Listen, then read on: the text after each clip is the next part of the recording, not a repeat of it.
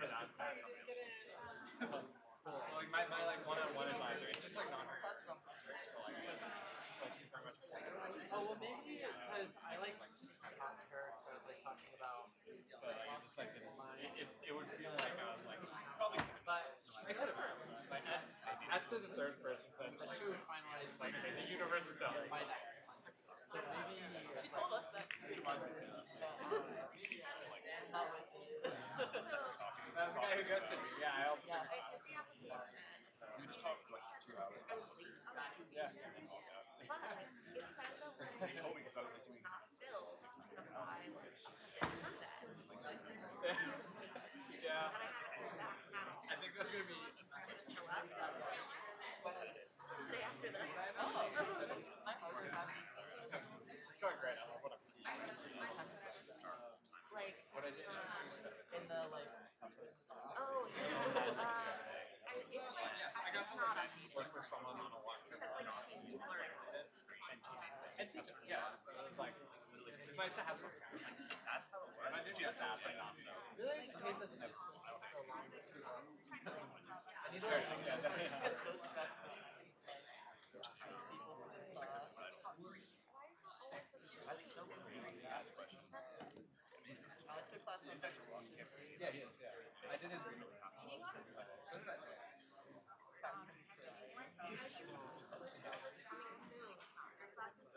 He's a philosophy person. It's not a format. Yeah. Especially because I like what is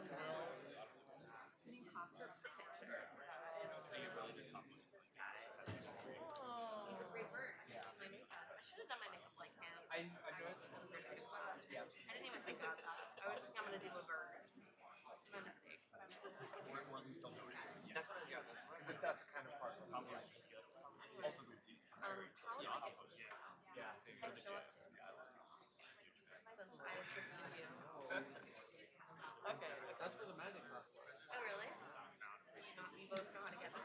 It's like Okay, well that is not helpful because I'm outside. you'd have to check everything. Yeah. It's the main 2 nights. Yeah. Like a good like exposure. Yeah. Like this is kind of what it feels like. Or like comment where. Sports is a good Oh. Yeah, exactly. Yeah. I don't know. Yeah. But like it didn't feel good because you were ready that you were gonna get it. Though I did have a couple of yeah.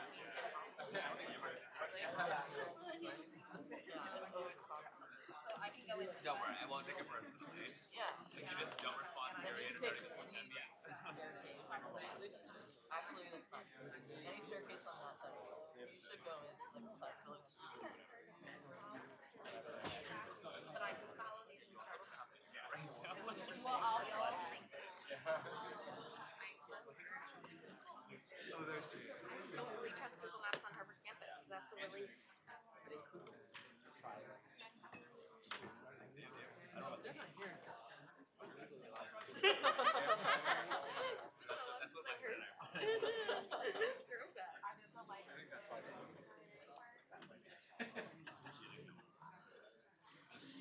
One paper. yeah. I think yeah. You're qualified. Yes, I'm just writing papers. Like all these problems.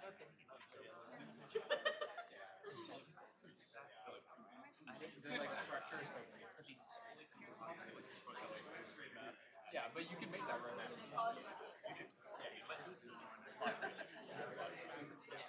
I can also be structured, but you make it exactly. Yeah. Oh, okay. Yeah. I mean, it's better than hearing him. So. I think Bill called it. Yeah, it's really good. It means I can still just show up. Like the quote on the first day, yeah. Or it's just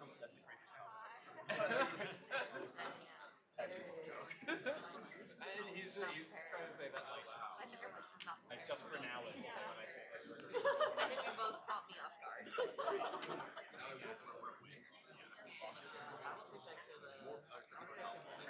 Yeah, I told her we needed to take her first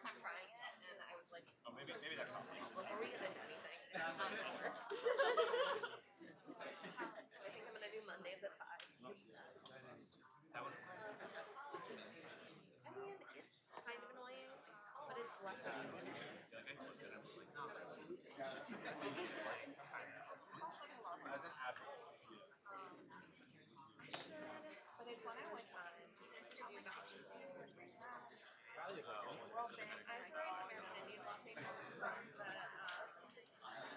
this is what I've got so far. Other places are probably done with it. Well, no, I didn't know anything about the class other than those two. The last year, I don't remember. Well, like, I didn't For those people in class. Personal. yeah, your class number first. Just got it. We're only under precedent. Okay. This is your first class. My best work and my only work. Like there was so much sauce. That's why did I tell you my strategy for getting myself to like read real books this year? Yeah. I threatened myself.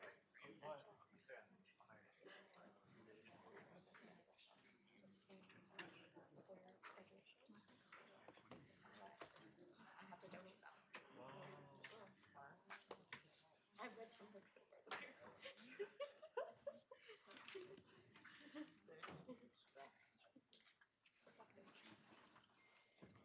We normally begin 10 minutes after the hour, but there's an anomaly in this class. So originally it was planned from 1 to 3, but we're going to meet from 12:45 to 2:45.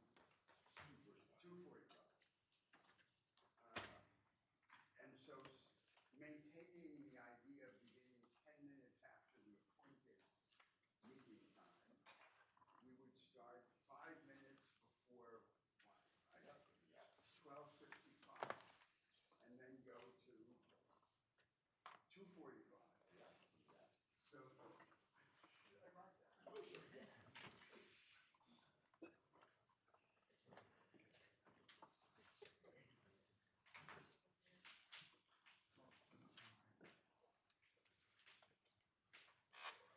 To 1:45, beginning in fact at 12:50.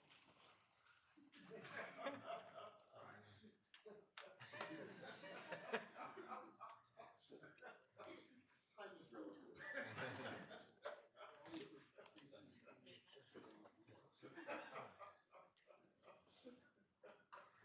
So what should we do? Should we wait still a few minutes to start immediately or what? Sorry, do you mean till 2:45 or till 1:45? Time is really relative.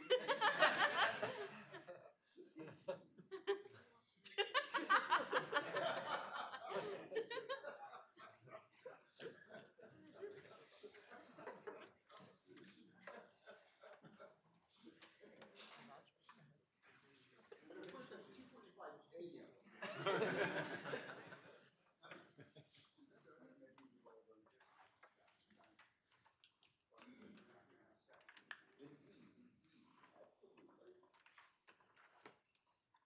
Great, so let us go ahead and get started.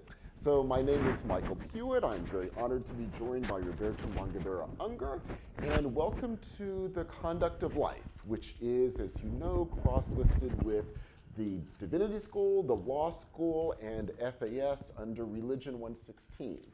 So welcome all of you. Let me begin with just a few quick logistical issues, and then we will jump into the heart of the course. The logistical issues are very simple and probably clear, but given that the time is changing, I'll lay out the logistics too. So we will, of course, all be meeting here for 2 hours. The way we will be setting this up is Professor Unger and I will open with a set of discussions between the two of us on the topic for the day. We will then open it up for discussion. We want these discussions to be open and robust, meaning that you're welcome to ask us questions, but you're also welcome to make arguments exactly along the lines that we will be making arguments, and then to respond to each other's arguments. We really want this to be a discussion. In part because of that, we will not be having separate discussion sections, which would of course be separate discussions outside of these 2 hours. We want, on the contrary, the discussions to happen here. So our time together here during these 2 hours will be our discussion. Now, we will indeed be recording these, so if you get sick, for example, you can always watch them later, but we ask if you are not sick, please be here, precisely because these will be for discussion. We want you here and discussing. So the videotapes of each class will be placed on the course website a few days after the class. Yes. And therefore, again, I mean, they will be available, but please, they're there in case you get sick. They're there to review, to also go over the ideas. to go but over we the want you to be discussion. here. Exactly, exactly. Now, in terms of the assignments, all of you will have a final assignment, which will be about any of the grand themes that we will be discussing in this course. I mean, literally, the question we'll be asking you, the prompt will be something along the lines of, discuss something we've talked about in the course. I'm slightly exaggerating, but only slightly. The goal of it will We'll be assign that to- paper a little after when we come back from the spring recess. Exactly, so you'll have plenty And of you'll time. have 5 weeks or so to write it. Yes. Now, for the undergraduates, we will also ask you to write 2 shorter papers before that. The reason for this is not to be mean, it's simply to say for the undergraduates, much of this will be very introductory, and we want you to have the chance to put out your initial ideas as we are going through the readings. That will also give us a chance to talk to you about your developing ideas and help prepare for that final project. And I emphasize strongly, that is it logistically, by which I mean, as you can tell, the heart of the course, therefore, will be thinking through these grand questions that we're about to turn to, working through them, hopefully in a way where the readings will help inspire you to think about these ideas in a very powerful and challenging way, are coming together every week for 2 hours of very intense discussion, and then you, with these final projects, and for the undergraduates too before that as well, you working through them on your own as well and coming up with your own ideas about these extraordinary and, yes, unanswerable questions, but questions that will force us to rethink our lives and rethink the world around us. So before we jump into those questions and what we're hoping to do in the class in terms of an intellectual point of view, let me first ask if there are any questions about the logistics of the course, how it will be running time-wise or, or anything else? Great, well, then let us jump into the big unanswerable questions. Should I say a few words, or would you like to jump in? Absolutely. Absolutely. So, we will be, and bear with me through these next couple of sentences because it will seem laughable, but we mean it. We will be dealing with some of the grandest philosophical and religious questions of humanity. I mean that. And to emphasize how strongly we mean this, let me say the following. The course is, of course, called The Conduct of Life. You might, if you had not done any research on the course, you might have innocently thought, oh, then we're going to be talking about how we can live good moral lives in the ways that you might hear in a standard philosophy course about how to be a moral person. No. What we are going to be arguing is something much more dramatic. In fact, to begin with that latter point, much of what goes under the current designation of moral philosophy has the implication, we will be arguing strongly beginning next week, one of taking sets of questions that by the way they are phrased mean accept the world that you are currently in, accept your current assumptions about yourself and about selves in general, and try to make a good decision within that world, within that unquestionable world, about what would be a good thing to do. In other words, they're all about helping train you, not by intent, but by implication, not to rethink the world and not to rethink yourself. We, needless to say, are on the contrary going to be devoting this semester to asking you to, on the contrary, rethink the world, rethink yourself, rethink the future trajectories of yourself and the world in the most powerful and challenging ways possible. Accordingly, our readings, we'll begin next week by giving you a sense of what we're opposing in the world of contemporary moral philosophy. After that, we will jump into what we think to be some of the most powerful and challenging readings in world history. Now, there are many of these, and we only have 13 weeks, but the way we're organizing this will give you a sense of how we are thinking about these problems and this course more specifically. We will turn immediately to those moments in world history when you have had attempts to do what we are talking about, when you have had attempts to radically rethink the world and radically rethink what it would mean to even be a human being. We will look in particular at one period beginning roughly 1st millennium BCE.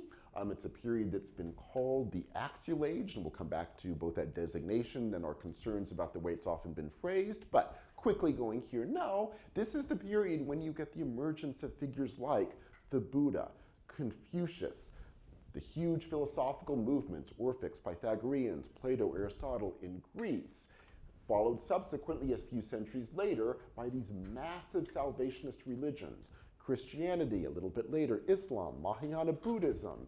All of these were radical attempts to rethink everything.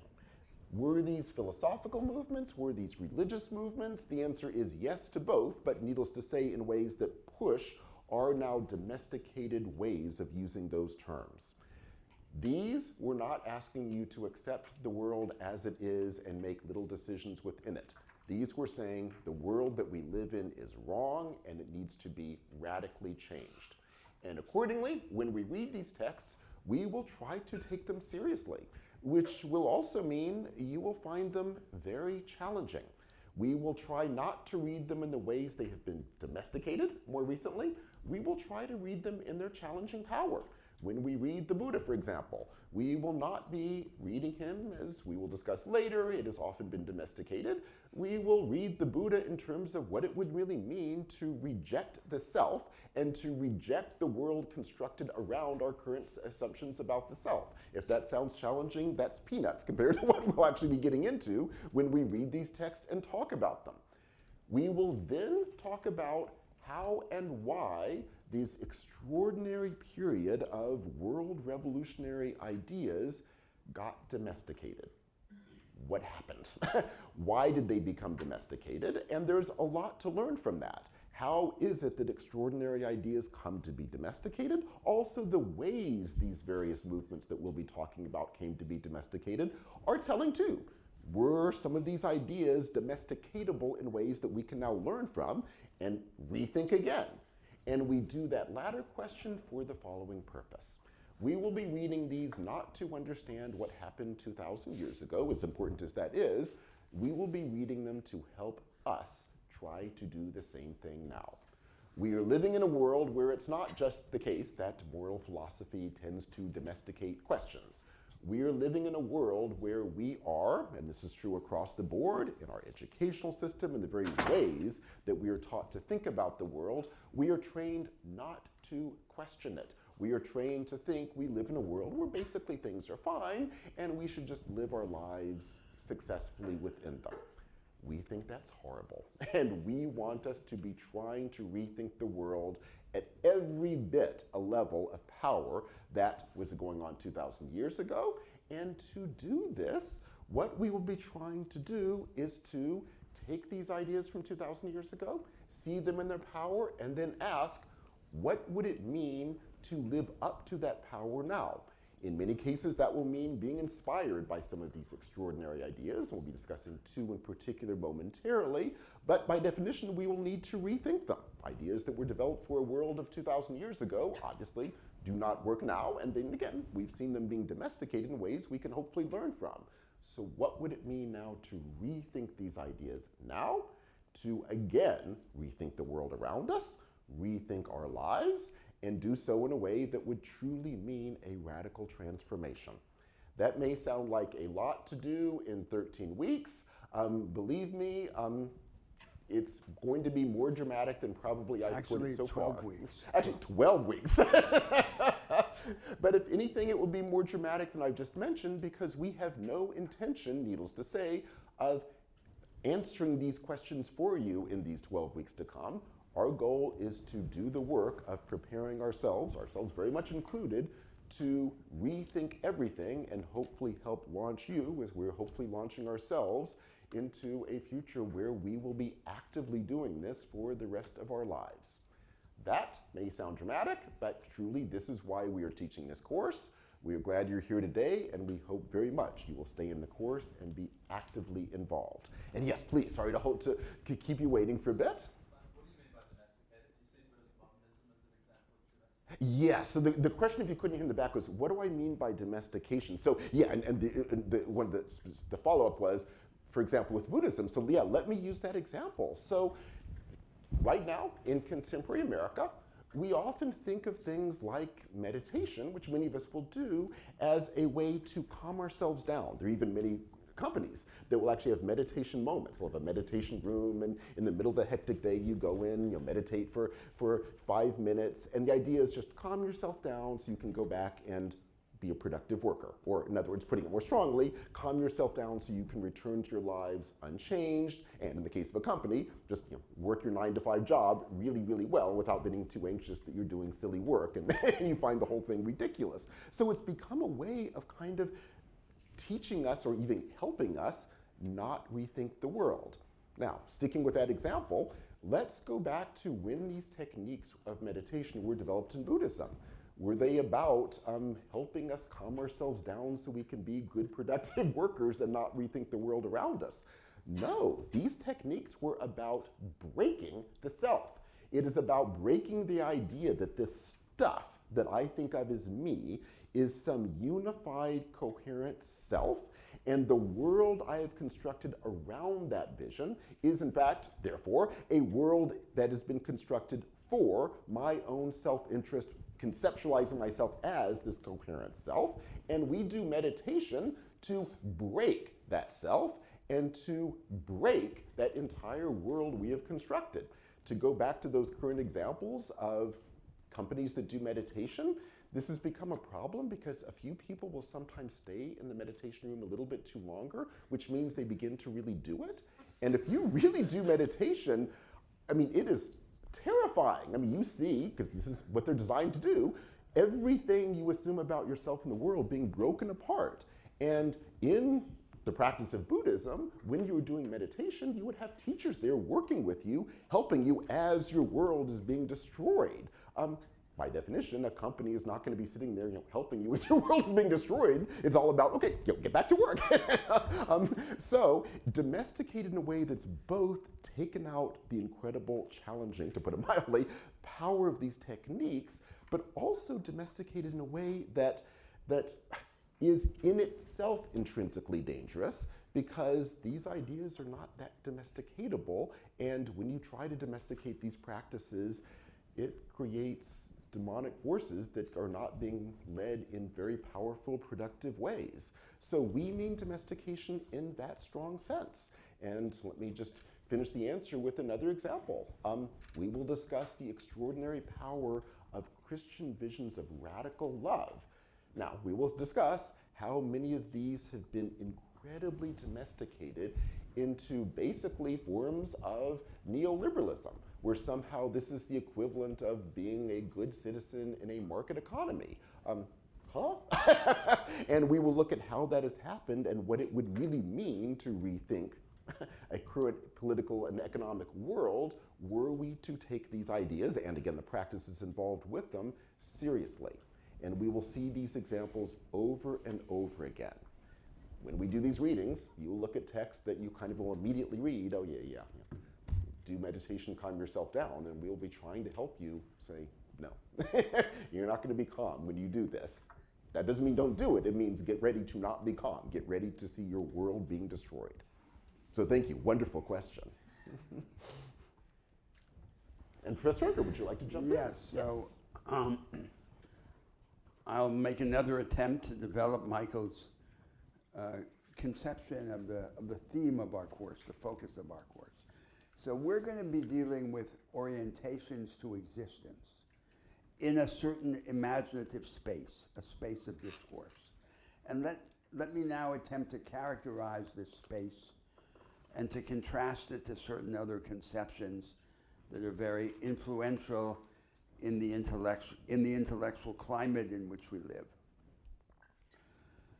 So the first characteristic of this space is that these ideas about orientation to existence are attempts to respond in one way or another to the incurable defects in the human condition, to the wounds, to the flaws in the fundamental circumstance of existence. And these flaws are especially three. The first is our mortality. We're all on the way to death. And death is awful. Our own death and the death of those whom we love. The second is our groundlessness. We are unable to discern the ultimate framework of existence or being. Why are we here? Where are we going? Where do we come from? And so our existence has a dreamlike and vertiginous character. Each presupposition, each assumption of a way of thinking invites the question, well, why that? Why not something else? And then we go to a deeper level, and we never hit the bottom. There's no ultimate ground. That's what I mean by groundlessness. And the third incurable defect of the human condition is our insatiability. What do we desire? We desire everything. We desire the infinite. And we desire, among other things, an assurance that there is an unconditional place for each of us in the world. And no other human being can ever give us enough assurance. Our desires are indeterminate or empty, and at the same time intransigent and absolute. So we desire the infinite, but we're surrounded on every side only by finite things. And we seize on these finite things as a proxy for the infinite that we are unable to have. So everything in our existence, in our experience, points beyond itself. These are the fundamental flaws in the human condition, which we have great trouble addressing directly and from which we continuously flee. Now, if we attempt to hold in our minds these three flaws, we're terrified. We can't really do it. It was said of death that you can't consider it for long. It's like looking directly at the sun. And so we avert our gaze. We're terrified by the underlying sense, the sense that we sometimes describe as nihilism, that our lives and the world itself are meaningless. Now, what is the antidote to this terror? There are, of course, all the speculative or theoretical antidotes, but it seems that the main practical antidote is engagement in social life. Our company, the company that we afford one another. So we flee from this experience of confrontation to engagement, to interaction. And we go back and forth. We try to forget about the underlying situation.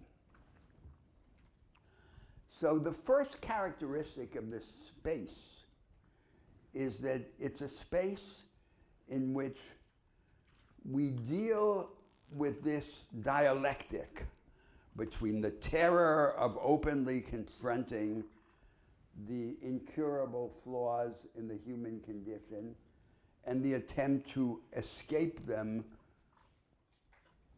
through engagement, through one another's company. And these orientations to existence that we will consider attempt to address this dialectic, so that it's not just something that happens to us, that we suffer, but something that we are able to think through and have a position about. A cognitive position, a way of thinking, but also a volitional position, an orientation of the will. Now, right there's already two contrasts that I should make explicit. So, first of all, with respect to what we ordinarily label as religion, it's a contrast to the idea of consolation. So, the real aim of these orientations to existence is not to console. It's not a form of edification. It's not a way of casting a spell on ourselves so that we not be terrified. It's a way of confronting the truth and of liberation. Liberation rather than consolation is the ultimate promise in these orientations to existence. Now, a second characteristic of this space, before I say the second characteristic, let me make explicit a second contrast. So, insofar as these orientations to existence imply an ethic, the ethic is not about what ethics now are ordinarily understood to be, especially in the Anglo-American Academy. If you take a course in moral philosophy, they're going to teach you that there are three main orientations in moral philosophy. There's deontology, as in Kant, the categorical imperative. There's utilitarianism, Bentham's philosophic calculus. And there's social contract, as in Rousseau, and contemporary thinker would be Rawls. And the unifying assumption of this view of what ethics is that it's about obligation. So we owe things to one another. And the object of ethics, according to this view, is to arrive at the end of our lives with our hands clean. Our hands at least as clean as were the hands of Pontius Pilate after he washed them. So we have to discharge our obligations and be sure that the assets are greater than the liabilities, that we're blameless.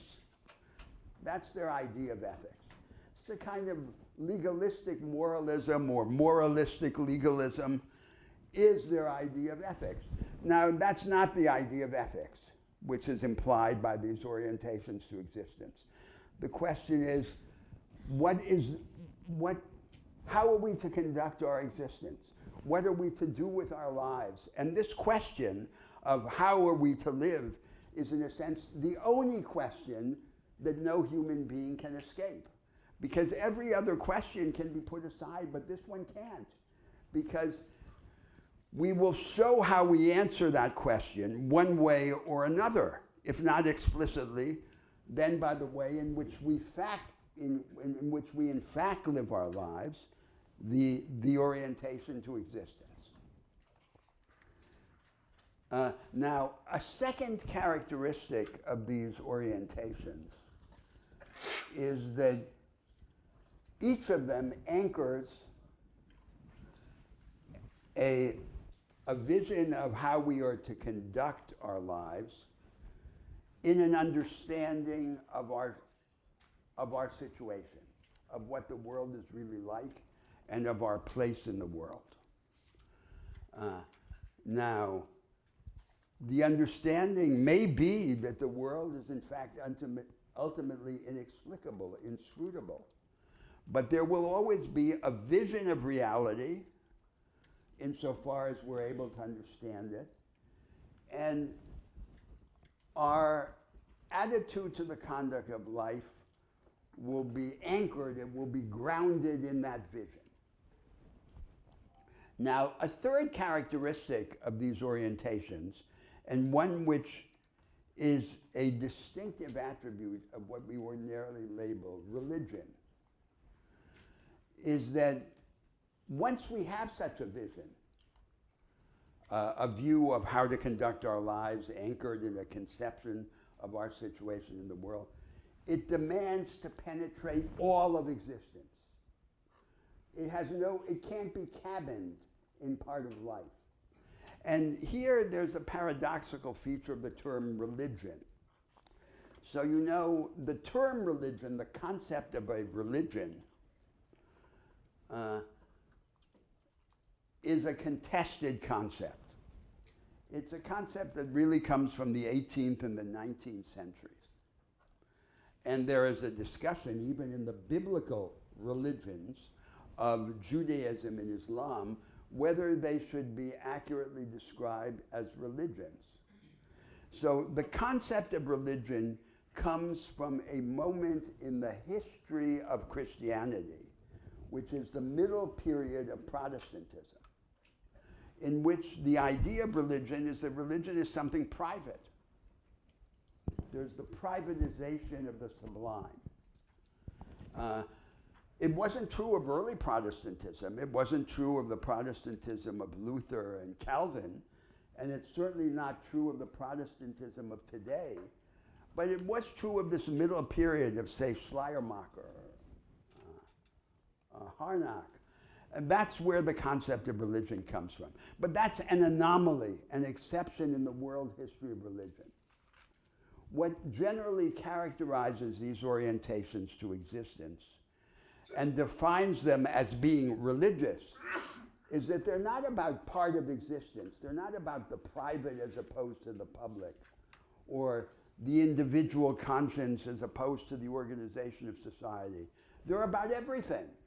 And they have no natural stopping point. Now, that was the third characteristic, right? So the fourth characteristic of these orientations to existence is that they defy an idea of the discontinuity between descriptive ideas and prescriptive ideas. You know, there's a famous thesis in the development of modern European philosophy, especially associated with Hume, that it is a fallacy to infer a normative or prescriptive proposition from a factual or descriptive proposition. But there is a remarkable fact about the origin of this idea. Hume himself, in the work in which he formulated this idea, the treatise on human nature, does precisely that. He presents a view of what we're like, and from that view he infers an orientation to existence. Now, how are we to understand this? So what I would say is that the logical objection to passing from the descriptive to the prescriptive applies only to discrete arguments. The more comprehensive our ideas become, our ideas about ourselves and our place in the world, and therefore as well about how to live, the more this distinction between the factual and the normative breaks down.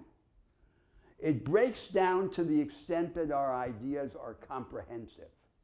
And these ideas that we will be discussing in the course are comprehensive. Now, a fifth characteristic is that these comprehensive ideas about reality and our orientation to existence always seem to require or to impose what you might describe as a cognitive overreach. That is, we're going to make arguments throughout the semester for or against these different orientations to existence. But the arguments never seem proportional to the weight of the outcome of the decision. The decision about how to live is the most serious decision that we can make. And we justify it in one way or another. But our justifications never seem to be enough. they're always inconclusive. So it's not that we can't reason, it's that our reasonings seem always to be inadequate in comparison to the severity or the weight of what they're supposed to justify. And that's just a fact of the situation.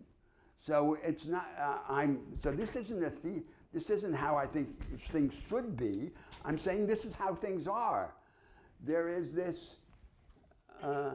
cognitive deficit, this inadequacy of our understanding to the weight of the decision, and we can't solve it just by escaping the decision, as I said before.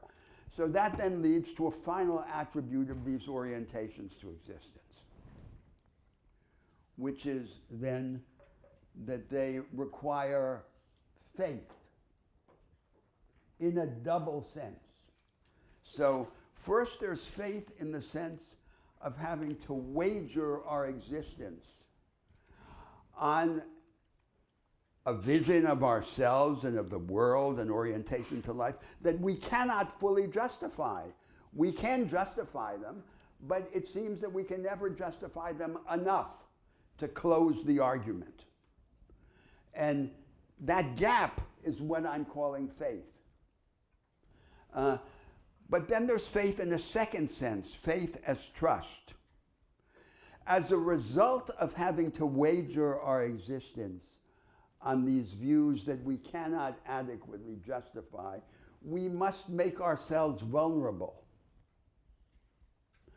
And this acceptance of a heightened vulnerability is the second sense of faith and is implicit in these orientations to existence.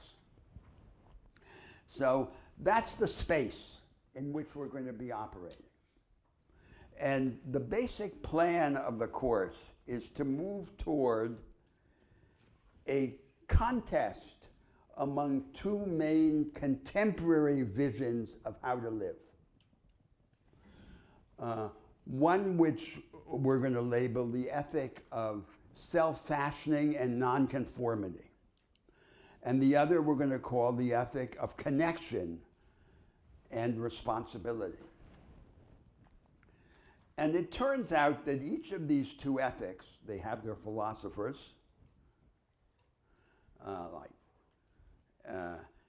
their ideologists. In the forms in which we know them are patently flawed and inadequate. So our major attempt will be to reconstruct them, to reconstruct both of them.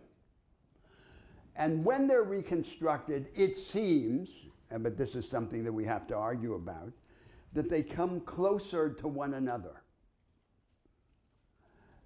than they were in their unreconstructed forms. But they don't merge. They seem to reveal a lasting duality in our moral ideas. Now, today, each of these two ethics is peculiarly associated with one of the two great powers in the world.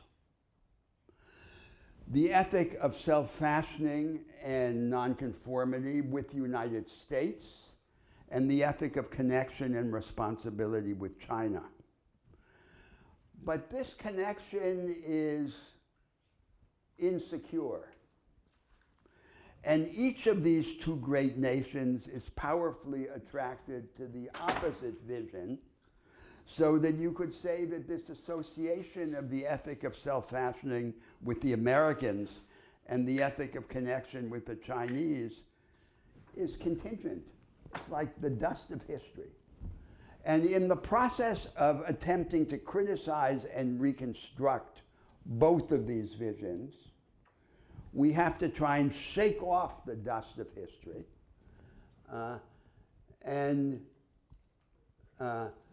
then their association with these two now established forms of life becomes less clear. Now, before we do that, that's sort of the final part of the course. We're going to situate the contemporary contest between these two moral visions in a series of other confrontations. So on one side with Christianity and Romanticism, and on the other side with Buddhism or the so-called speculative monism. And then only after we've considered these wider options, we narrow the funnel of discourse and come to this contemporary contest. So that's the basic plan. Now, should I proceed or should we discuss something? Okay, so now the next thing I want to do is I want to relate the discussion that we're going to take in this space, this discursive space that I just characterized, to three conversations, to three discussions in the moral history of humanity. So first there's the discussion that Michael Puett signaled and that's associated with this label, the axial age. Now, it's complicated because the idea of the axial age formulated by the German philosopher Jaspers after the Second World War and then developed in a literature that grew around this thesis is a much more limited idea than the idea that we have in mind. And it was prefigured already in the writings of Max Weber on the comparative sociology of religion. So the focus for Weber and for Jaspers was on the affinity between prophetic Judaism and pre-Socratic Greek philosophy.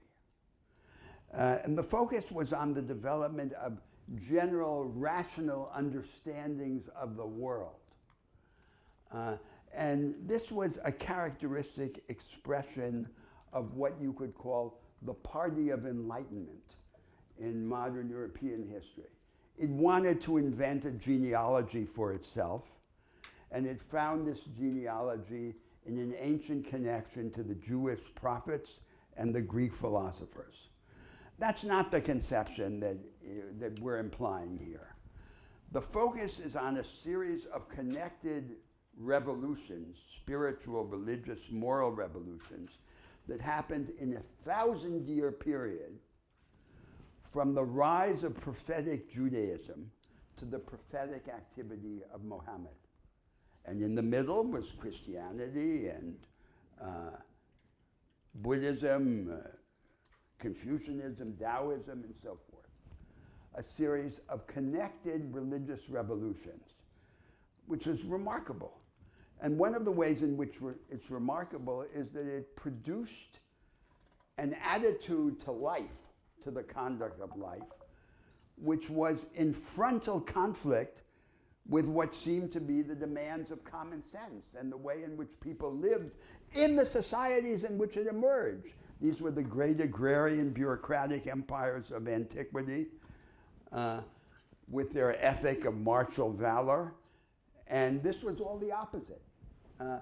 And so the first question is to understand our relation to these ancient revolutions in this 1,000-year period. So these religions were very different, all the way from the Semitic monotheism, Judaism, Christianity, Islam, to Buddhism, which in a sense dispenses with any idea of an anthropomorphic God. Confucianism, which is in its classical formulation a kind of anti-metaphysical metaphysic focused on the sanctity of interpersonal relations. They were radically different. Nevertheless, I'm now going to claim these revolutions had a great deal in common. And I now want to try to characterize what, despite their vast differences, they had in common. So the first thing they had in common is that they implied a rejection of what you could call cosmotheism. So cosmotheism is the idea that God is the world, that there's no distinction between the divine and the world. The divine is the world. And this goes back to an earlier time in the history of religion when the fundamental fact about our religious life was our dependence on the terrible forces of nature and the worship of nature, and nature as both our enemy and as what is sacrosanct. And so nature was desanctified. That's the first characteristic that these religions shared in common. Whatever the divine is, it's not the world. It will be embodied in the world, but it's more than the world. The second characteristic is then that there is some dialectic between transcendence, the transcendence of the divine over the world, and immanence, the communion of the divine with the world. The divine, having been separated from the world, must somehow become present in it. And all of these spiritual orientations do presuppose some such dialectic. Even Confucianism, because if the interpersonal is what is ultimately sacred, then the interpersonal must be distinguished from particular forms of social life, and there must be this interaction between what is sacred, the sanctity of the interpersonal, and the established forms of social life. Now, a third common characteristic of these religions is that they all denied the ultimate validity and authority of the divisions within mankind. So these societies are all hierarchical societies, class societies or caste societies, and the ancient Indo-European formula, according to the comparative anthropologists, was there's a hierarchy, a social hierarchy. There are the priests and thinkers, there are the rulers and fighters, and then there are the workers and peasants. And this social hierarchy corresponded to a hierarchy in the soul. The rational impulses, our capacity for understanding reason, the action-oriented impulses, valor, courage, and the sensual appetites. And there was a parallel, supposedly, an affinity between the hierarchy of faculties in the human soul and the social hierarchy. So that this social hierarchy had a cosmological or theological validation. Now, the common characteristic of these religions is that they denied this. And they said there is no such validation. Now, of course, there's some ambiguity. Were they saying that the master and the slave are ultimately the same? Or were they inviting an attack on the institution of slavery? Was it just a redescription, a relabeling, or was it a provocation to transform the world? The fourth characteristic of these religions, which is really quite astonishing, is that they all attacked what was the predominant ethic, the predominant view of the conduct of life in the societies in which they emerged. The predominant ethic, the ethic associated with the rulers, with the fighters, was the ethic of proud self-assertion. It was like the ethic of little boys. Don't diss me or I'll kill you. This was the dominant ethic. It was the ethic of proud self-assertion and martial valor, and it was attacked frontally by all of these religions. And they proposed an ethic of universal fellow feeling, universal empathy. Now there's the question that we'll come to of how we should characterize this universal fellow feeling. Is it just altruism or is it love? And it turns out that there's a huge difference between these two, between altruism and love. And finally now, the fifth common characteristic of these religions is that they all were a kind of two-sided ticket. So all of them were an invitation. Now, in one sense, an invitation to join a triumphal procession. We're the winning religion, the winning spiritual orientation. Come with us, be with us. We're going to rule the world. We have the formula. But the other side was, we'll escape from history, and we'll escape together. And history is a nightmare from which we want to awake, and so we're invited to escape it. But the other side of this ticket, which they offered, was a provocation to transform the world in some way, according to their formula, our lives and the organization of society. So I've said all of this about these orientations in the past, this earlier period in the history of religion, because the question that is going to follow us throughout the semester in our arguments is, what is the relation of our contemporary debates to these religions?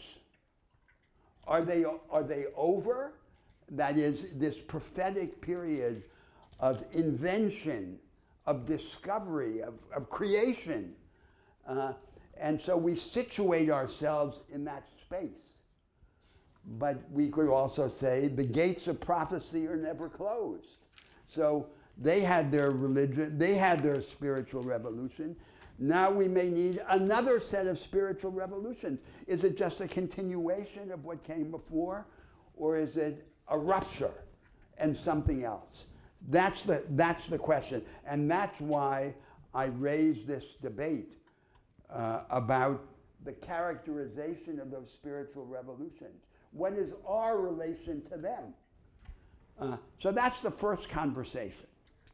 Now, the second conversation has to do with another kind of revolution. The revolutionary project, which over the last 300 years has put the whole world on fire. There has been a revolutionary project. And this revolutionary project over the last 3 centuries, which has undermined every empire, every political construction, every regime, has had 2 sides.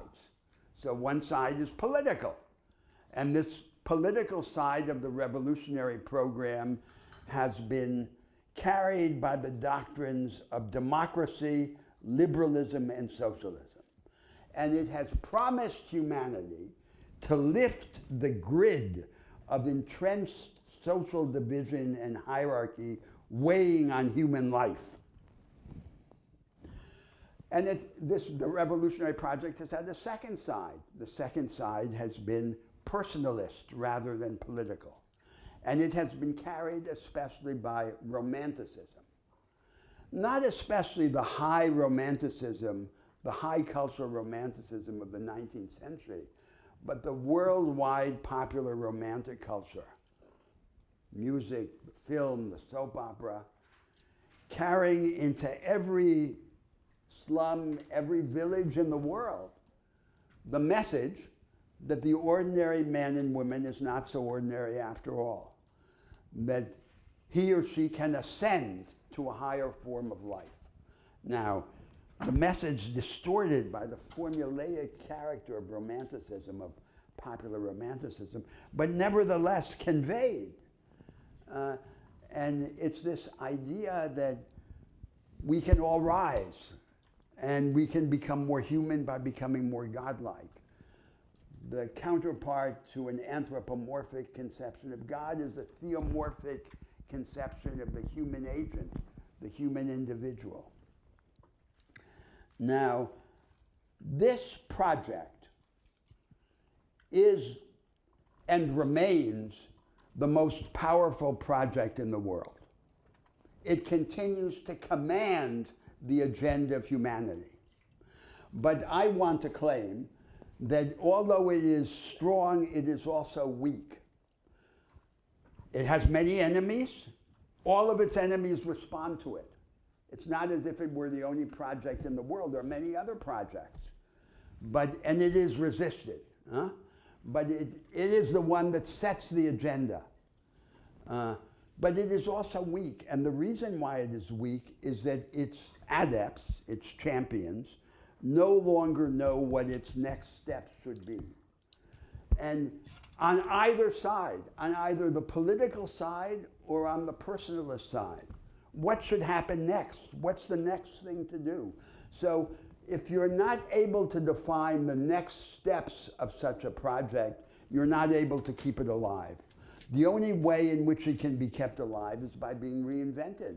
That's how all our endeavors are in the world. We can only preserve them by relinquishing them and reinventing them. That's the logic of the heart, the logic of the spirit. So this relates to our argument here in the course in the following way. In a sense, the focus of our argument in the course, viewed in relation to this revolutionary project of the last 300 years, are the next steps of the project on the personalist side, not the political side. That would be another discussion of alternative economic and political institutions. But the personalist side, how are we to live? What comes after this popular romanticism? That's the focus. And these debates about the two contemporary ethics, the ethic of self-fashioning and the ethic of connection, are in a sense debates about that.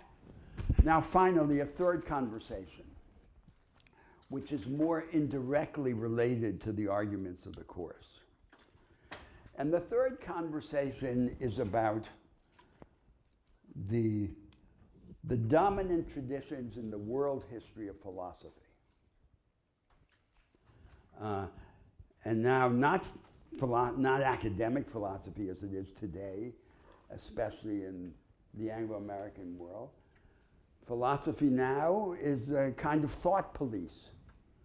So the object of this narrowed formulaic academic philosophy is to root out fallacies and to develop a set of techniques of analysis and argument to show you how to argue. So, and it's a police operation. So you go around from one discipline to another, identifying the fallacies. And of course there's a problem, which is no one is interested in hiring this police. So they end up talking only to one another. There's no object in this. This wasn't, the classical conception of philosophy is a super science. It's about the framework, the question that in fact we can't answer. And from that idea, then it is able to dispense some kind of self-help. Now, what is the self-help for? The self-help is to deal with the incurable defects in the human condition. Our mortality, our groundlessness, and our insatiability. That's what philosophy used to be, and in a sense remains in certain quarters. Now, when we think of philosophy in that way, it is an attempt to answer the question, what is the world really like? And therefore, how should we live in the light of that understanding of the world? And there have been two main traditions in the world, in the whole world, of philosophy understood in that way. So one tradition is the tradition that you could call the Greek philosophy of being, or you could call it the philosophy of deep structure. So the central conceit of the philosophy of deep structure is that that the reality has a set of ultimate basic constituents, a basic structure, which is invariant. And there is also a set of regularities. In the language of modern physics, natural science, we would describe them as the laws, symmetries, and constants of nature. So the object is to discover the deep structure, the deep invariant structure, defined in these two ways as the unchanging set of ultimate constituents of reality and as the invariant framework of regularities. And that idea is the central idea in the history of Western philosophy. And it is the background to the dominant tendencies of modern science, from Galileo and Newton to quantum physics and relativity.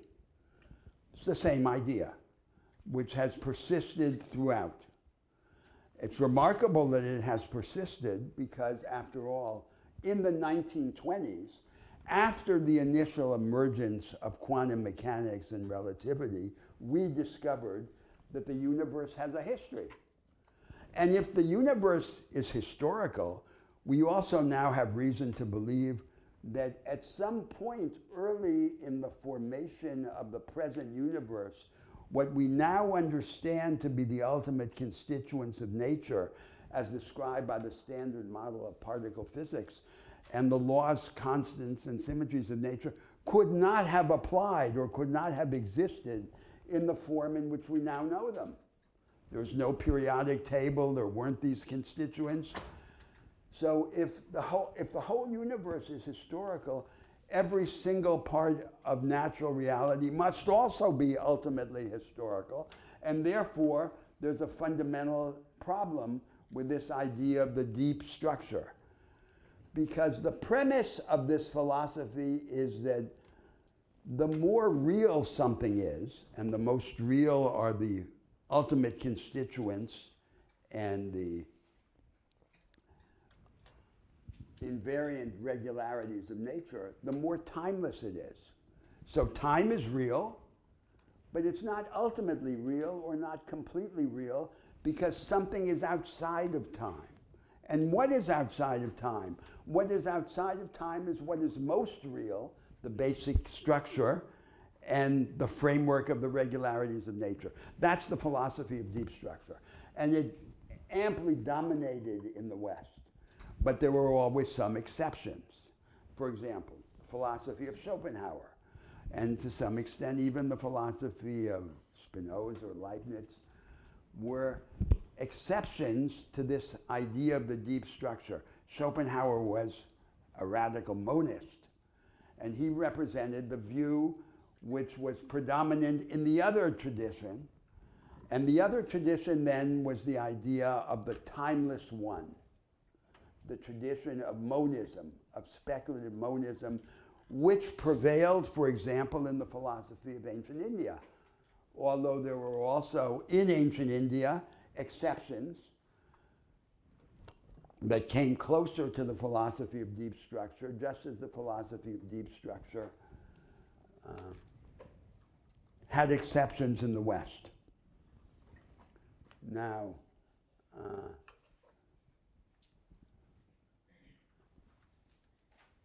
in the philosophy of the timeless one, the idea is all the distinctions and changes, apparent changes in the world, are in fact epiphenomenal.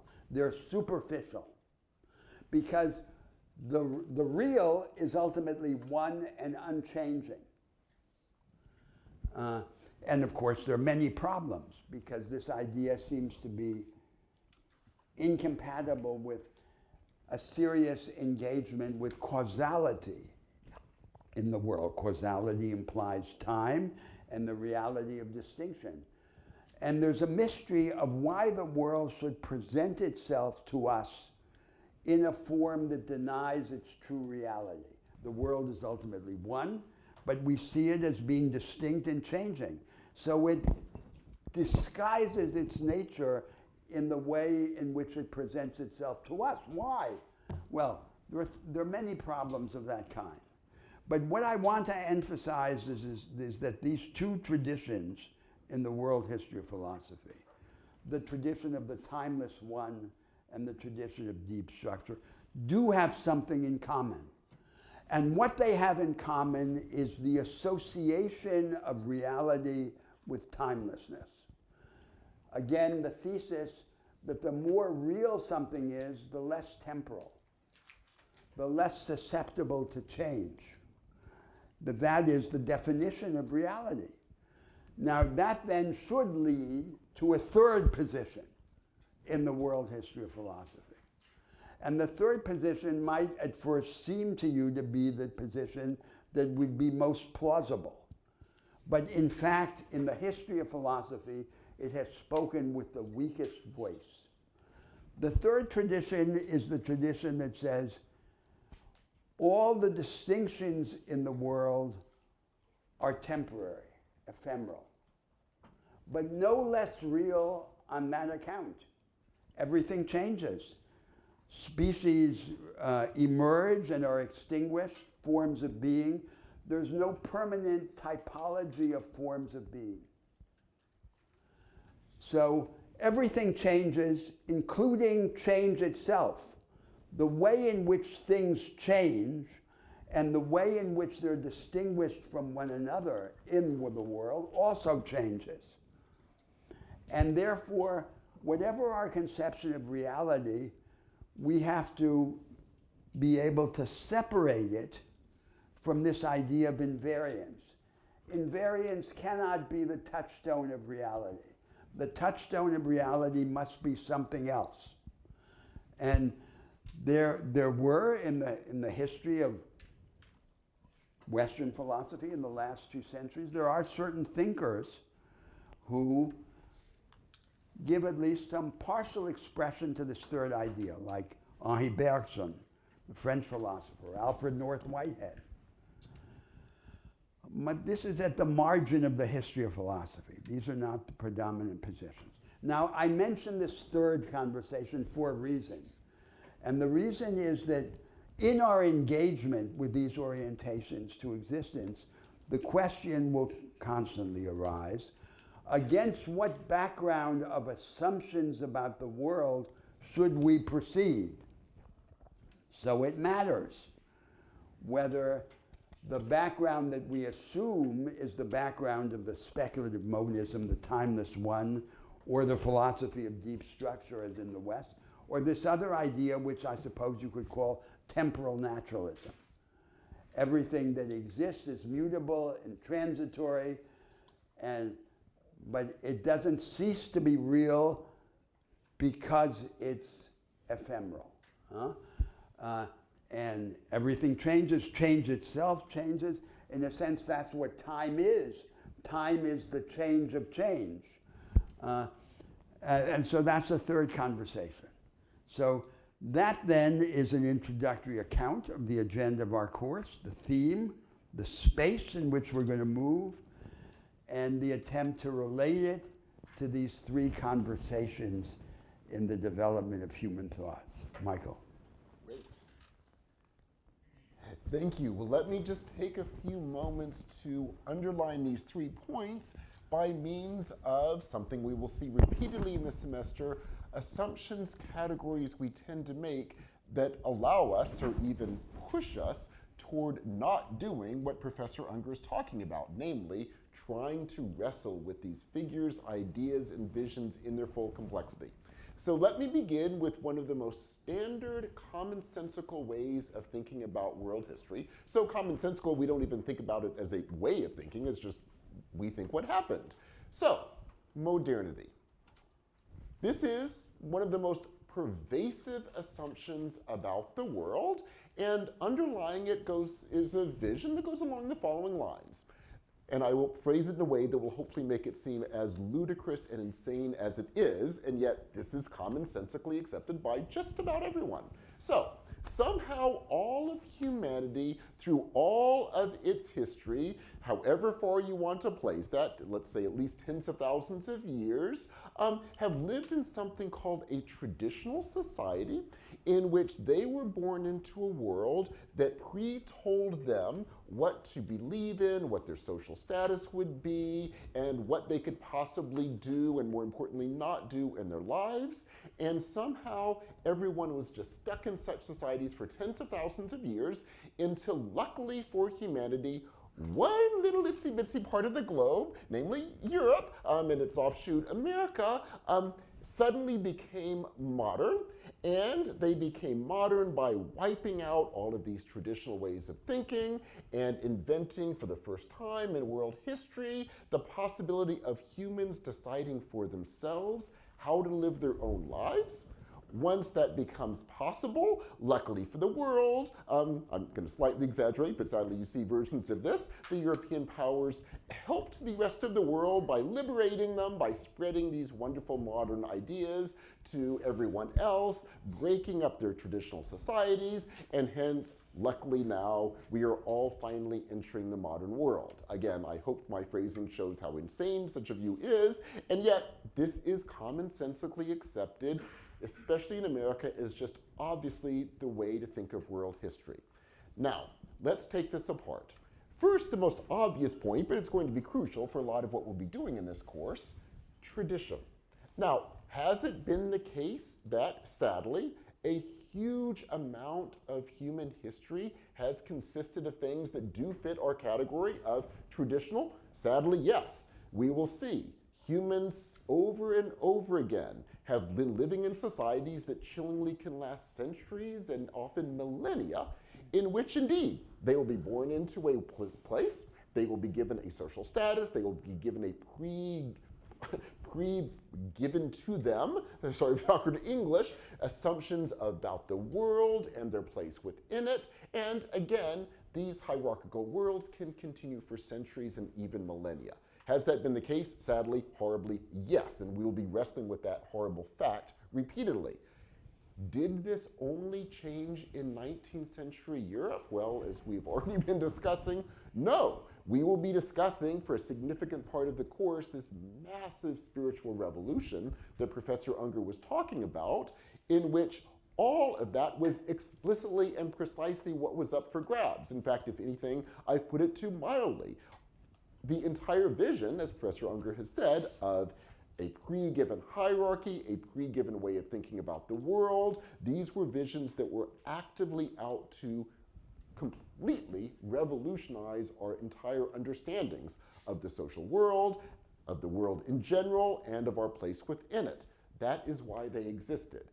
Then we will discuss how, sure enough, you get these domestications we have mentioned, in which these extraordinary ideas become domesticated, and you get a return to things that we could call a traditional society. In fact, when 19th century Europeans were claiming they were modern as against the traditional world, they, of course, were looking back on their own history. They were looking back on the 18th century when, the 18th century was a radically hierarchical world where you were born into a social position in Europe and there you stayed. And that indeed had been the case for quite a while after these spiritual revolutions. Is that an accurate characterization of all of world history prior to the 19th century? Of course not. Of course not.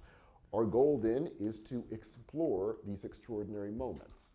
But let me give another ironic implication of our absurd modernity theories. So the first one is the obvious one. Again, it means by definition we could take nothing seriously that arose outside of Europe or even in Europe prior to the 19th century. I hope that is as absurd as it sounds. That is the implication. The irony of it, though, is it prevents us from even taking seriously what has been happening in Europe and America in the 19th and 20th centuries. And what I mean by that is the following.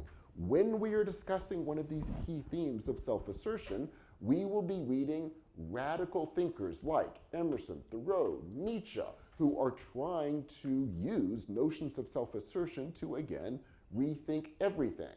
And when we stick this under the category of modernity, they become domesticated in terms of basically being precursors of American individualism. No, American individualism, as we currently think of it, is a radical and chilling domestication of these radical visions of self-assertion. Hence, we will not be talking about traditional societies in the ways that's usually talked about in world history. We will not be talking about modernity in the way that is usually phrased. We will be talking about these extraordinary moments of radical revisioning, asking, Why did they occur? Why were they domesticated and therefore failed on their own terms? And how now can we rethink them in a way that would be every bit as powerful and hopefully in a way that would not allow the easy domestication that chillingly has happened over and over again. So, one of many examples we will see repeatedly where standard categories we make about the world, even terms we use about the world, are in fact dramatically limiting the extraordinary power of what we could be doing, and even preventing us, in a very literal sense, from seeing the extraordinary attempts in world history to rethink all that we have been discussing. So why don't we open up now? Let's open it up. So questions, thoughts, suggestions, criticisms, everything is welcome. We have about half an hour, right? We're going We do indeed, yes. Okay. Please. Yes, please. One of the distinctions that you made early on in your discussion was that you thought that at a local level, all distinction holds, but when you take a comprehensive view, That's right. collapses. I wonder if you could explain that. Well, I think that so it's applying this Hume's distinction, right? Hume's thesis. If you're making a discrete argument, Hume's complaint was you can't pass directly from an is proposition to an ought proposition. That's a fallacy. But if you have a set of ideas about the world, our situation in the world, the nature of humanity, then those ideas, I'm claiming, automatically have normative implications and vice versa. A normative view of the organization of society or the direction, the conduct of life, always assumes a view of our situation. So there isn't a clear jumping off point at which suddenly the application of this idea of the fallacy, that it's a fallacy to move from the is and the ought, comes into play. It's just that as your ideas become more comprehensive, this argument begins to lose its force. And as an example of this, I gave Hume's own work, because that's what Hume does in this work. He says, he presents a view of what we're like, a philosophical anthropology, and then he develops an ethic of empathy against the background of this view, in frontal contradiction to his own logical stricture. That was the argument. Please. Hi, thank you so much for the provocative introduction. I just had a question about your distinction between the political and the personal. Yes. I assume just for logistical purposes, we can't do it all, but will we and do you want some sort of, we'll do politics, but separate, say more about the distinction between personal and political. Is it just for the sake of logistics? What do you mean logistics? So, I mean, there's a... We can't do it all. Well, I mean, everything is connected to everything else, right? But so there's political ideas have implications for the conduct of life. Views of the conduct of life have political consequences. But here, going back to that second conversation, right, about the revolutionary project, here the focus is on the next steps on the personalist side rather than the next steps on the political side. So from time to time, discussions will come up about the reorganization of the economy or the reorganization of the state, but that isn't and can't be the focus here. Now, there's no ultimate reason for that. I mean, one thing leads to another. So if we were to be serious about this philosophically, we would begin talking and we would continue the talk, right? But then we couldn't have a sequence of 12 classes meeting in an academic institution. It wouldn't be realistic. It would have to be a philosophical discussion, and it couldn't stop, right? But then everyone's patience would be taxed, and the two of us would be left alone. So you know, Wittgenstein said, when one philosopher meets another, his salutation is, take your time. So it's necessary to have unlimited patience. So I have to be realistic of what it's reasonable to expect or to demand. And so we have to cut up a subject matter in ways which are, in fact, unnatural, as your question implies. Yes, please. I'm a bit confused about your characterization of mortality as a flaw of human existence rather than a sort of constituent or constitutive condition to what it means for human existence. Yes, of course, you're right. I mean, it is constitutive of our experience. What would it mean? What would be the significance for our existence if we became immortal, literally? Now, there's a confusion about immortality. So what does immortality mean? Does it mean just an extension of longevity, indefinite existence? Or does it mean that we become literally indestructible? So this is a confusion, because if we were to imagine the conception of becoming indestructible, we couldn't kill ourselves and nothing could kill us. This would be a revolutionary change, not just in our existence, but in the nature of reality. Because I just suggested, when I was speaking about the three traditions in the world history philosophy, that there's nothing in the world which is indestructible. And in fact, everything is ephemeral. So, but putting that aside, I think you're absolutely right that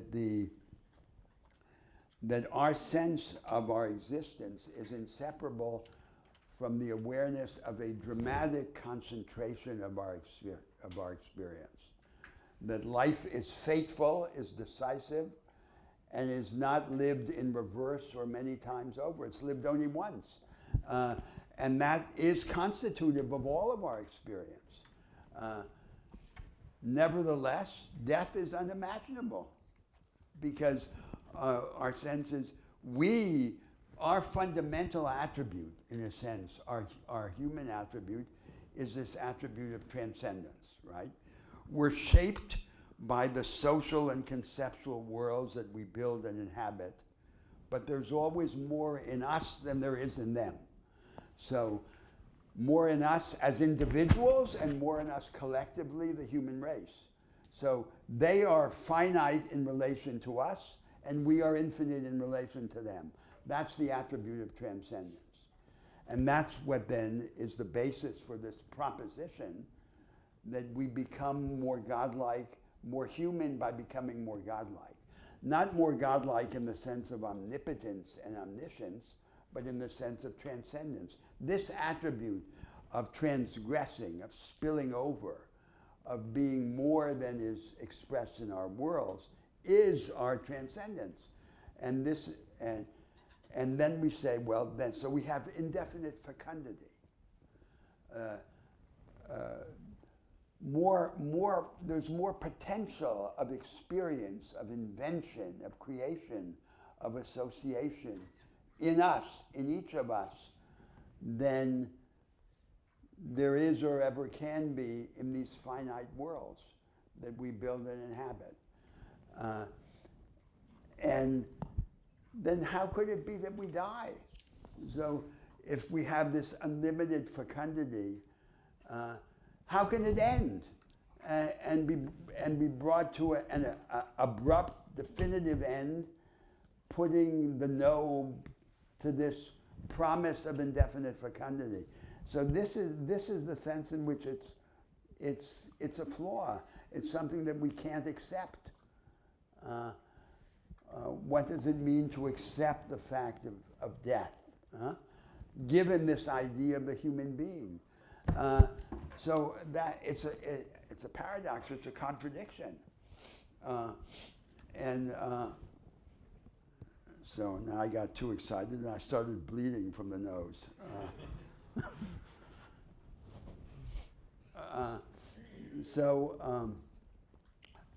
That's the sense. But you're right.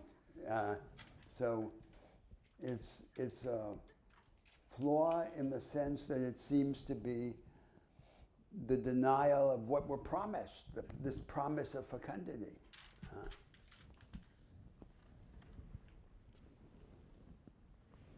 Great, please.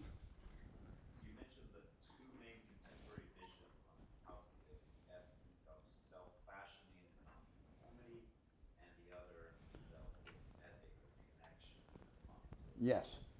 And I think it's really interesting that our major attempt will be to deconstruct them, and they will actually come closer to one another in their reconstruction. Yes. So my first question, are you suggesting that there's a way for them to coexist in harmony? And then my second question is, in contemplating this grand question of how we should live our lives, can we live by both visions? Well, this lies in the future, so that's part of what we're going to discuss, right? But there is preliminary to that, before I come to your question, a methodological preliminary, which is, why should we start from these visions?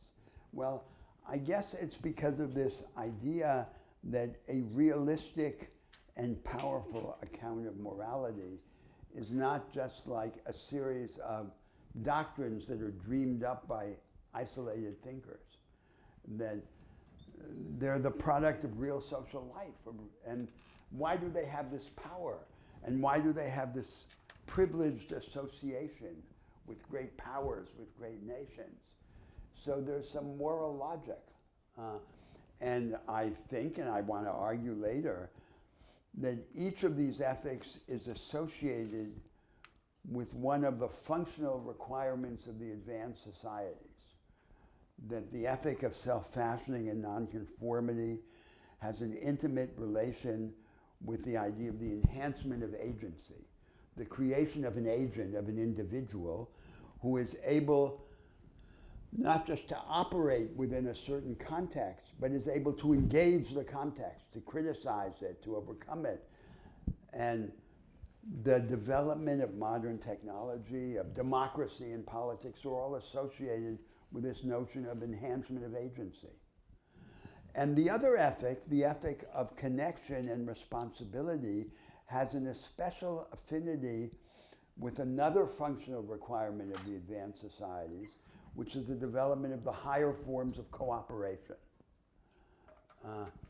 So cooperation is the basis of worldly success, of prosperity, and there's always a conflict between cooperation and innovation, because every innovation threatens to disturb the established regime of cooperation. So what is the best way of organizing society? By one conception, it's the one that diminishes this conflict between the imperatives of innovation and of cooperation. So it's a way of thinking about ethics, about morality as the conduct of life, which is not a kind of the fictions, the abstract doctrines of individual philosophers, like Kant wrote about the categorical imperative. It's the real life of society, and that's where these ethics come from. Now that then, on your question, I don't know the answer to it. I've come to think that even when these ethics are reconstructed, as we want to reconstruct them here in the arguments of the Course, they don't merge.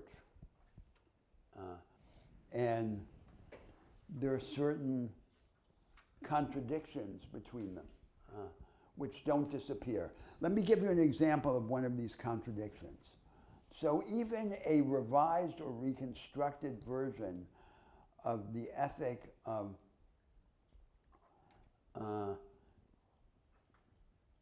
self-fashioning and nonconformity accords a certain spiritual privilege to the disruptors, so the troublemakers. So a premise here is that, contrary to the ideas of the ancient philosophers, the object in life is not to stay out of trouble, serenity. The object is to look for trouble, This is paradoxical by contrast to pagan wisdom. So the Spanish philosopher Unamuno wrote, for example, in the world, the victorious are those who adapt to the world, and the defeated are those who demand that the world adapt to them. And therefore, Unamuno goes on, the whole progress of humanity rests on the shoulders of the defeated. And he adds, Christianity is not the religion of the resentful, as Nietzsche thought, it's the religion of the defeated. So it's this idea that the disruptors are the saving remnant of humanity. They are the spiritual aristocracy of the human race. Now, from the standpoint of the ethic of connection and responsibility, this idea falls under suspicion, because the suspicion is that what's described as disruption is in fact a form of poisonous self-advancement, and ultimately vanity. And we should be suspicious of this halo of disruption that is cast by these troublemakers who then present themselves as this elite of innovators. So that's an example of I don't think that contradiction disappears. Now, another example, I was speaking about this revolutionary project of the last 300 years. The history of the ethic of self-fashioning and of nonconformity, of its philosophers like Nietzsche and Emerson, and the liberal political philosophers, the romantic theoreticians. The history of this ethic is inseparable from the history of that revolutionary project. They're two versions of the same thing. But the other ethic has no such intrinsic or internal relation to the revolutionary project. It's not that it's necessarily against it, but it can be selective. It looks at it from afar. It can be suspicious or question some of its aspects, but be sympathetic to others and so forth. So we could go down the list. Now, what I would say is that even after we revise these ethics, these distinctions aren't going to disappear. So what is a basic problem of the ethic of self-fashioning and nonconformity? The basic problem is its emptiness. So it says, I want this autonomy, this capacity to self-determination. But why do you want it? What do you want it for? So it seems to be an empty idea. You know, King Lear says at the end of the play, I shall do such things, I know not what, but they will be the terrors of the earth. So that's the ethic of self-fashioning and nonconformity. So it has to have a content. Now, where does the content come from? The content comes then, you could say, from our engagements and our connections. That's what gives content to the ideal of autonomy. So that you begin to diminish the space between these two ethics. But do you merge them? No, I don't think so. I think they reveal a lasting duality or division in our moral consciousness. Now, is that a permanent feature of humanity? Not necessarily. But I would say of the contemporary societies, yes. A division and ambivalence about the relation between self-construction and connection in society. But that's open to discussion. So that's the kind of thing which we will be arguing about later in the course. Please. So my question is about the idea of liberation. You said that kind of the purpose of engaging in this dialectic and confronting our orientations to existence is not to console us, but to liberate us. Do you mean that in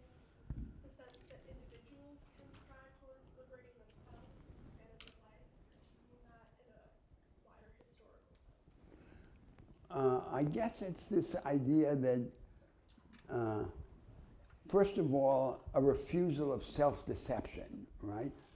Because after all, the history of religion and of philosophy has been in large part the history of a series of lullabies, in which the point is that there's this terrible situation, we're going to die, we don't know what the framework of existence is. Somehow we can sing ourselves to sleep. And so then there's this super science and teaching us how to be serene, to cast a spell on ourselves, these religions. So the first thing is an unwillingness to confront the truth. So the fundamental premise is that however we are to live, the way in which we live must be in the light of a confrontation with what we're able to understand about ourselves and about the world. It must not be this lullaby. It must not be this attempt to overcome our therapies, in which philosophy becomes therapy. We want to awake.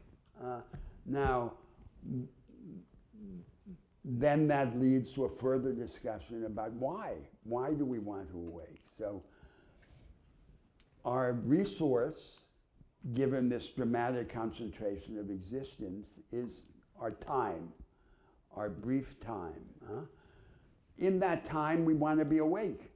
And we don't want to live our experience as a set of somnambulant routines in which we're only half awake. I think that's a fundamental idea, and this is associated with a conception of liberation. So we're liberated from illusion, from deception, from superstition, and from this impulse to cast the spell of consolation, of serenity on ourselves, to assuage ourselves. I want no part of that myself. Now, then we begin an argument of why. Because someone might say, well, given that the world is inexplicable, let's at least diminish our suffering by constraining. So this is related to an ambiguity that exists in the history of moral theory about happiness. So you could say there are two families of ideas about happiness. One set of ideas is happiness is simply the privation of suffering. So if we can overcome suffering, even by lullabies, then it's better than the opposite. But the other idea, which has been predominant in the history of Western philosophy, is we should understand happiness as fullness of experience, which necessarily entails contradiction. And with contradiction comes conflict and suffering. And so we become bigger. And that's another conception of happiness. And so we have to make a choice. I think that both of the ethics that we're going to examine are closer to this second conception of happiness than they are to the first. They're not just happiness as privation of suffering. They're not just a negation of conflict. They're about fullness of experience. Yes?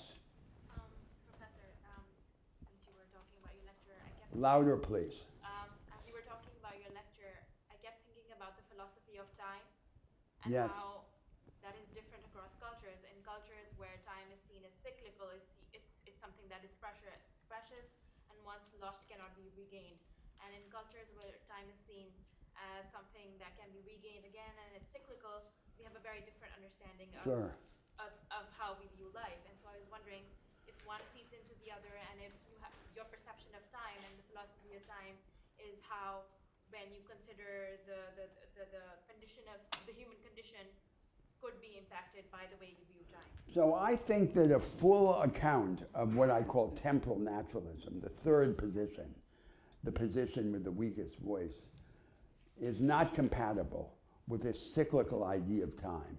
Because of course if it's cyclical, if it's recurrent, in a sense, there isn't time. That's another way of denying the ultimate reality of time. And then there's the permanence of this formula. So it's another idea of the reality of novelty. So novelty exists in nature and precedes life. Nature is prodigal in the creation of novelty.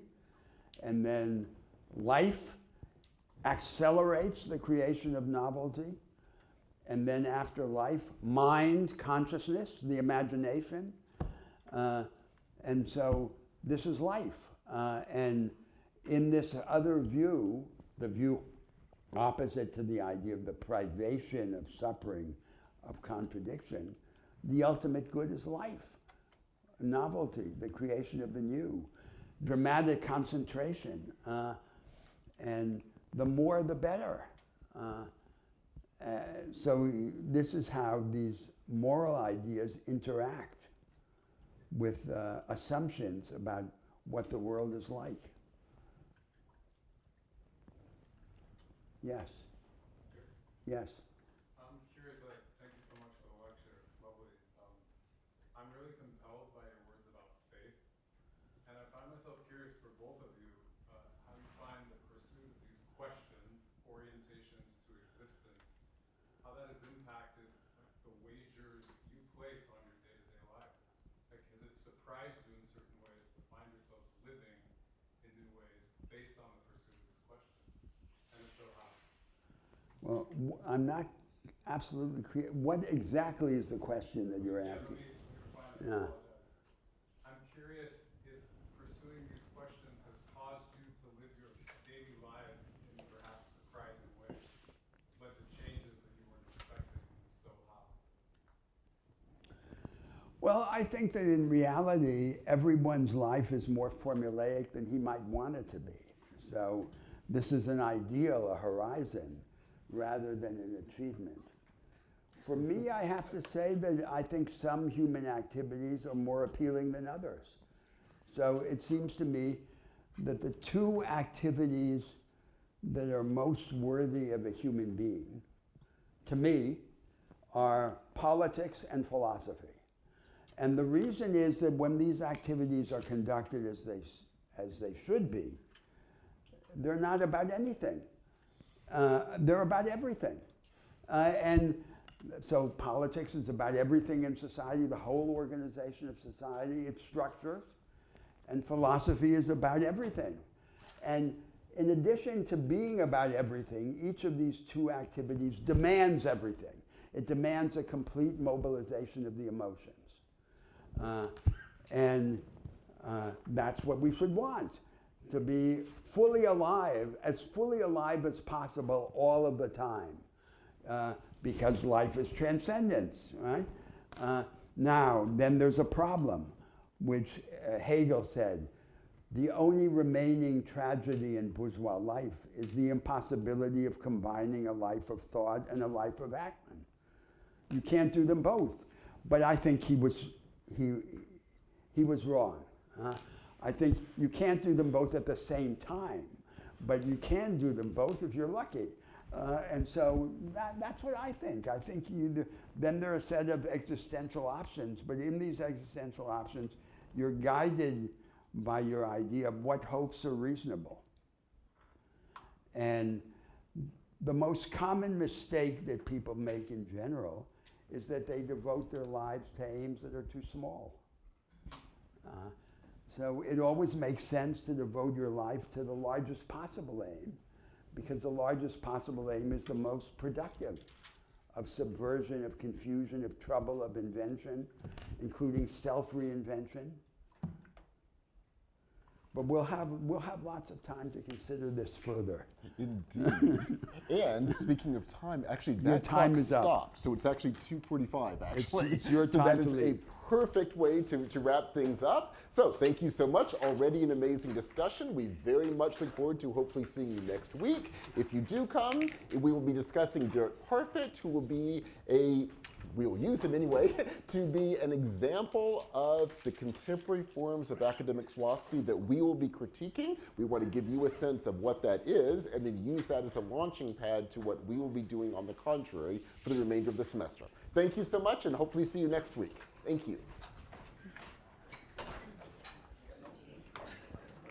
Were you pleased?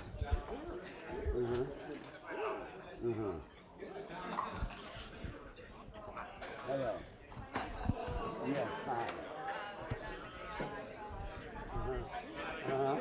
Sure. Okay, I'll be delighted to.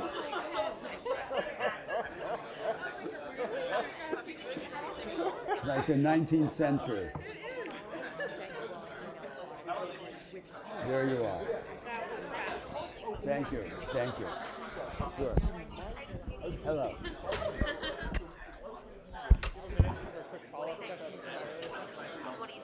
I was wondering about what you were talking about the fecundity of life, the fecundity of our internal experience. How do you see that as coming into conflict with perspectives that we might attribute to sort of like the sociology of knowledge and the sociology of itself, or to psychoanalysis, or even to the idea that what is internal is actually the internalization of external reality, as opposed to the external being the expression of what we are inside.